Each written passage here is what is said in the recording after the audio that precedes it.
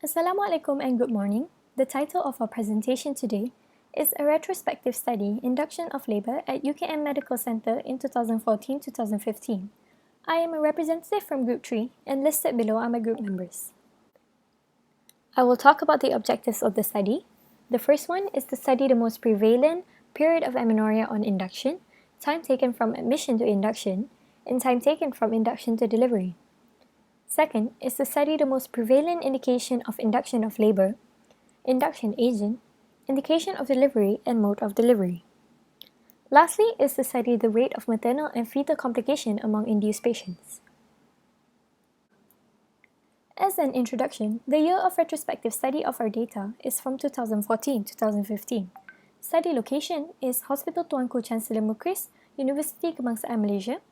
Accumulative data of respondent is 385 patients, but only 331 is included according to the inclusion and exclusion criteria.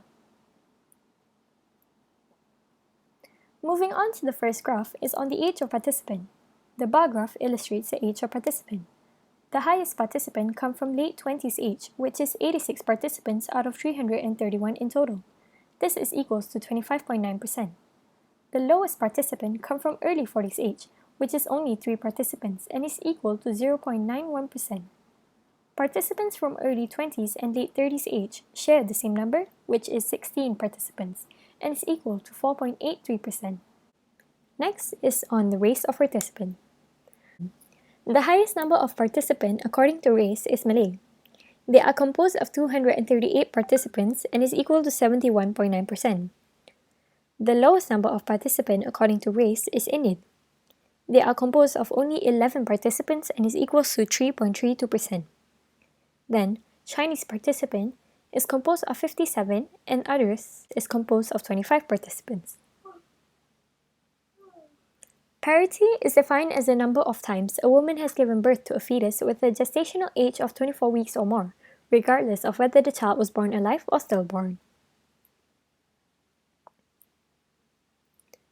So on the parity of participant, we can see that primigravida participant, which is indicated in blue, is composed of only 154 patients, which is equal to 47%. Next, we can see that multipara participant is composed of 177 participants, which is equal to 53%. In conclusion, the multipara participant is more compared to primigravida participant. POA, which is an abbreviation of period of amenorrhea, is counted from the first day of the last normal menstrual cycle till the current date. Period of amenorrhea on induction. The mean for period of amenorrhea on induction is 38 plus 1 weeks. The highest number of patients, 28.7%, was induced at 39 to 40 weeks. However, only 6 patients, 1.81%, was induced between 34 to 35 weeks. Time taken in days from admission to induction of labour. The mean for the time taken between admission and induction of labour is less than 1 day, which is equal to 0.6737. 165 participants, 49.8%, took 1 day from admission to the induction of labour. However, only 1 participant each, 0.3%, took 5 days and 7 days from admission to the induction of labour. None of the participants took 6 days from admission to the induction of labour. The time taken between admission and induction of labour reflects the time needed by the doctor before deciding to induce the patient. These results are significant to further study the various factors influencing the differences in the time taken to arrive at the decision. Time taken in days from induction of labour to delivery. Highest number of patients take less than 1 day from induction of labour to delivery, which is 57.53%. Only 2 patients, 0.60%, take 4 days from induction of labour to delivery. The time taken between induction of labour and delivery reflects the efficacy of the induction agent used. Induction of labour, IOL, is a process or treatment that simulates childbirth and delivery. Stated below are the examples of indication of induction of labour. Based on the bar chart on indication of induction of labour, 4 show the highest frequency. Those are post-date, premature rupture of membrane, gestational diabetes mellitus on diet control, and reduced fetal movement with a frequency of 47, 57, 58, and 34 respectively. In contrary, there are 18 with frequency less than 10.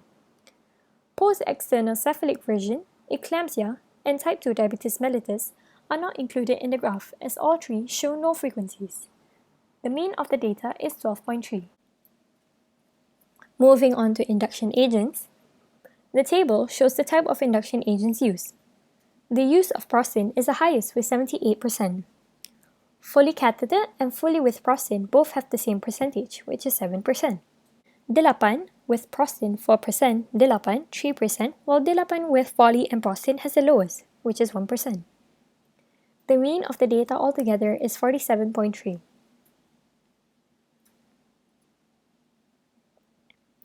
Next, the pie chart illustrates the indication of delivery. As you can see, the majority of the patients had normal indication for delivery, which carries 55.6% of the chart. That represents 184 patients out of 331.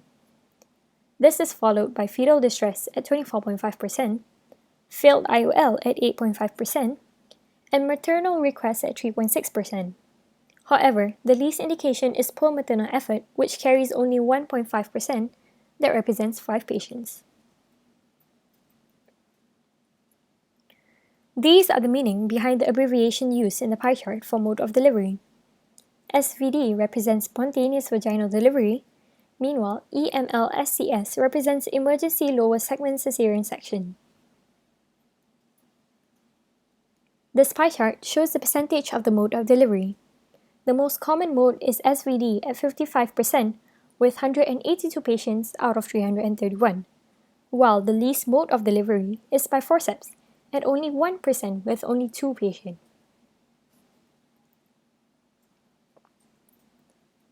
Lastly, fetal and maternal complications. For maternal complication, the pie chart shows different types of them in a percentage form. This chart illustrates a percentage of uterine atony, 1.8%, which is 6 patients, others 2.4%, which is 8%, extended multiple tear, 0.8%, which is 2 patients, retained placenta, 0.9%, which is 3 patients. The majority, which is 312 patients, did not have any complications, 94.3%. The pie chart presents the percentage of the fetal complications such as subarachnoid hemorrhage, 1.8%, which is 6 patients, hypoxic ischemic encephalopathy, HIE, 0.6%, which is 2 patients, shoulder dystocia without fracture, 0.3%, which is 1 patient, others 16%, which is 53 patients. The majority, which is 269 patients, did not have any complications, 81.3%. In conclusion, most patients in the study were induced at week 39 to 40. The prevalent time taken between admission and induction of labor is about 1 day, and the prevalent time taken between induction of labor and delivery is less than 1 day. The top 3 common indications of induction of labor in the study are post-date, premature rupture of membrane, and gestational diabetes mellitus on diet control. The frequently used induction agent is prostatin. Fetal distress is a common indication of delivery second to normal indication, while SVD and EMLSCS are the top 2 modes of delivery for induced patients. The rate of maternal complication in the study is 5.7%, while the rate of fetal complication is 18.71%. That is all from us. Thank you very much.